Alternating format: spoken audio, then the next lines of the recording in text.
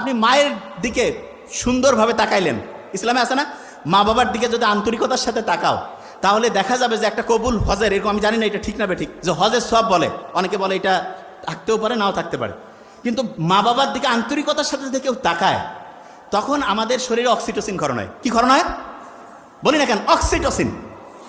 এবং মা ওনারও শরীরে অক্সিটোসিন ক্ষরণ হয়। তাহলে তখন হয় কি, মায়ের যে রক্তের নালীগুলো আছে না এগুলো পরিষ্কার হয়, আমাদের যে রক্তের নালীগুলো আছে এগুলো পরিষ্কার হয়। লাভটা কি? মা বাবা হার্টের সমস্যা থেকে মুক্ত থাকে, মায়ের শরীরের কর্মদক্ষতা বাড়ে, আমাদের শরীরেও কর্মদক্ষতা বাড়ে। বুঝাইতে পারছি? আচ্ছা, আপনার এই যে হাতের মধ্যে যে একটা ছোট্ট কোষ আছে না, কোষ, সারা পৃথিবীতে যত সম্পদ আছে এখন সবগুলো যোগ করে একটা কোষ বানাইতে পারবেন, একটা কোষ। বুঝেন নাই তো?